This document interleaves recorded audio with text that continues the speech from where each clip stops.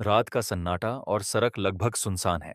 ठंडी हवा के बीच अचानक आपके कदम खुद ब खुद रुक जाते हैं, क्योंकि आपको साफ महसूस होता है कि कोई आपके बिल्कुल पीछे खड़ा आपको देख रहा है। दिल की धड़कन रुकने जैसी हो जाती है। आप धीरे धीरे पीछे मुड़ते हो, और अब वो ठीक आपके सामने खड़ी है। एक औरत जिसके लंबे काले बाल से उसका चेहरा आधा ढका हुआ है। उसने अपने मुंह पर सर्जिकल मास्क लगा रखा है, और उसकी आंखें सीधे आपको देख रही हैं। और वो बिना पलक झपकाए आपसे पूछती है, वटाशी किरई, यानी क्या मैं खूबसूरत हूं? और उसी पल आपको समझ आ जाता है कि आपने गलत जगह मुड़कर देख लिया है, क्योंकि अब आपका जवाब बस ये तय करेगा कि आप कितनी दर्दनाक मौत मरोगे। और यहीं से शुरू होता है कुचिसाके ओन्ना का एक ऐसा खेल जिसमें कोई सही जवाब नहीं है। कुचिसाके ओन्ना, जिसका मतलब होता है फटे मुंह वाली औरत। वो एक ऐसी औरत थी जिसकी मौजूदगी ने जापान में ऐसा खौफ पैदा किया कि स्कूल्स के दरवाजे तक बंद हो गए। पेरेंट्स अपने बच्चों को अकेले भेजने से डरने लगे। लोग सड़कों पर एस्कॉर्ट ग्रुप्स बनाकर उन्हें छोड़ने जाने लगे, और पूरा देश डर में जीने लगा। कहीं कहीं पुलिस की गाड़ियां भी स्कूल टाइम पर खड़ी रहती, सिर्फ इसलिए कि कोई बच्चा अकेला ना रह जाए। लोग अलग अलग तरीकों से बच्चों को सेफ फील करवाने की कोशिश करते थे। ये एक ऐसी कहानी है जिसके कई वर्जन्स हैं। कुछ कहते हैं कि वो एक जेलस औरत थी, जिसकी अपनी ही बहन ने उसका चेहरा बिगाड़ दिया। कुछ लोग मानते हैं कि ये एक गलत सर्जरी का नतीजा था। लेकिन सबसे पॉपुलर और डरावनी कहानी जापान के एडो पीरियड, मतलब कि 17वीं से 19वीं सेंचुरी की है, जब जापान एक तरफ विकास की ओर तेजी से बढ़ रहा था, वहीं दूसरी ओर जापान के गिफू और नागोया जैसे शहर दहशत और खौफ के साए में जी रहे थे। डर एक ऐसी खूबसूरत आफत का जो दिखने में तो बहुत सुंदर थी, लेकिन उसके द्वारा दी गई मौत बेहद खौफनाक हुआ करती थी।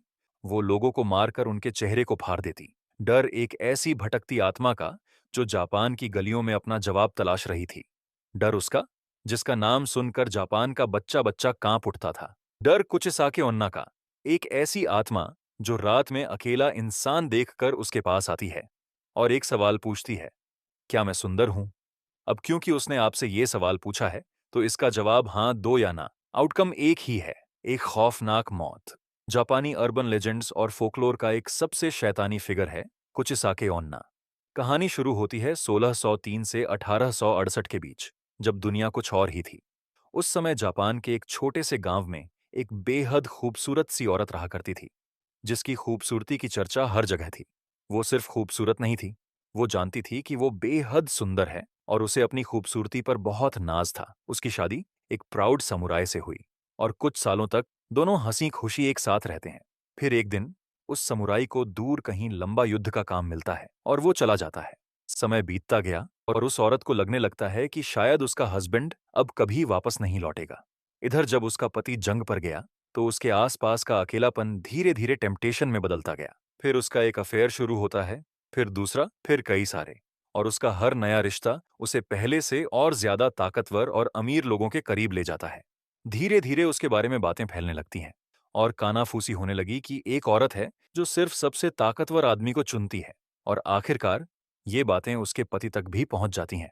और एक रात युद्ध से लौटने के बाद सैमुराई अपने दोस्तों के साथ सेलिब्रेट कर रहा था। ड्रिंक्स चल रही थीं, सब अपनी अपनी कहानियां सुना रहे थे। तभी समुराई का एक दोस्त पास में रहने वाली एक खूबसूरत औरत का जिक्र करता है। वही औरत ने इतने आदमियों को अपनी ओर खींचा था, और जिसकी चर्चा हर जगह थी। ये सुनकर समुराई के अंदर एक अजीब सी क्यूरियोसिटी जागती है, और वो अपने दोस्त के साथ उस औरत के घर की तरफ चल पड़ता है। लेकिन जैसे जैसे वो आगे बढ़ता है, रास्ते उसे जाना पहचाना लगने लगा, और आखिरकार वो दोनों एक लाल दरवाजे के सामने आकर रुक जाते हैं। अब उसका दोस्त मुस्कुराकर कहता है, वो यहीं रहती है। लेकिन समुराई के कदम वहीं फ्रीज हो जाते हैं, क्योंकि ये उसका अपना घर था। अब समुराई घर के अंदर जाता है, और अंदर जाते ही जो वो देखता है वो उसे पूरी तरह बदल देता है। उसने देखा कि उसकी खूबसूरत वाइफ किसी और आदमी के साथ उसके ही बिस्तर पर थी। ये देखकर सैमुराई गुस्से से पागल हो जाता है, और वो अपनी तलवार सीधे उस आदमी की पीठ में घोंप देता है। और जैसे ही वो आदमी नीचे गिरता है, समुराई अपनी पत्नी को कसकर पकड़ता है। उसकी आंखों में सिर्फ नफरत थी। उसने धीमी आवाज में पूछा, क्या तुम्हें लगता है तुम खूबसूरत हो? और बिना किसी झिझक के एक ही वार में उसने अपनी तलवार अपनी वाइफ के मुंह पर रख कान से कान तक चला दी। लेकिन समुराई का गुस्सा अब भी शांत नहीं हुआ। उसने फिर से अपनी पत्नी से पूछा, अब बता, क्या तू अब भी खूबसूरत है? इतना कहकर वो समुराई अपना घर छोड़कर हमेशा के लिए कहीं चला जाता है। सामुराई की तलवार ने उस औरत के सुंदर चेहरे पर एक बेहद भद्दी और डरावनी स्माइल जैसा घाव बना दिया था। और जब उस औरत ने अपने चेहरे का ये हाल देखा, तब उसे महसूस हुआ कि जिस खूबसूरती पर उसे नाज था, वो चेहरा अब बेहद डरावना दिखाई दे रहा है। वो ये सदमा बर्दाश्त नहीं कर पाई और उसने अपने घर में रखी कैंची से अपनी जान ले ली। कहते हैं कि उस औरत की चीखें हवा में गूंजती रह गईं। वो खूबसूरत औरत अब मर चुकी थी और सबको लगा कि उसकी कहानी यहीं खत्म हो गई है। लेकिन लगभग 800 साल बाद वो फिर से जाग उठी। वो वापस आई, बदले की आग में जलती हुई एक आत्मा बनकर, कुछ साके ओन्ना बनकर। ऐसी आत्मा जो सड़कों पर भटकती है, अपने चेहरे को सर्जिकल मास्क के पीछे छुपाए हुए, और अपने शिकार से वही सवाल पूछती है, क्या मैं खूबसूरत हूं? अगर जवाब ना होता है तो वो उस इंसान को एक रेजर शार्प सिजर की मदद से तुरंत मार देती है। और अगर उस इंसान ने जवाब में हाँ बोल दिया, तो वो अपना सर्जिकल मास्क उतारकर अपना असली चेहरा दिखाती है।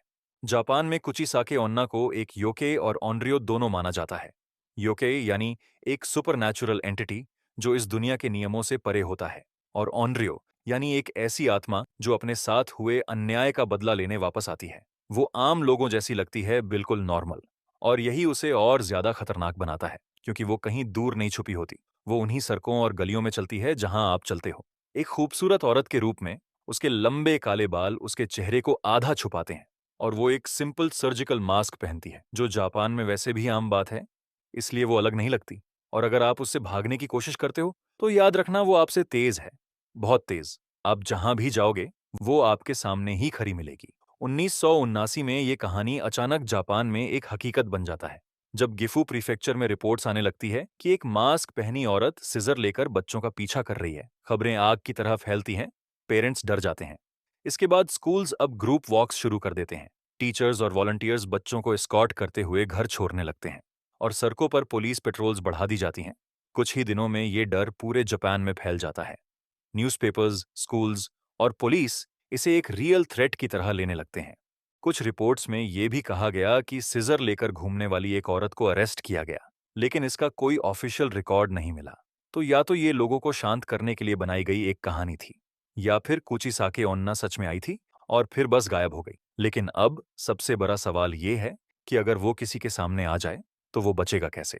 तो इसके जवाब में कुछ लोग कहते हैं कि अगर कोई उसे सीधा जवाब देने के बजाय मामा यानी ठीक ठाक या एवरेज बोले, ताकि वो कंफ्यूज हो जाएगी और उस इंसान को भागने का मौका मिल सकता है।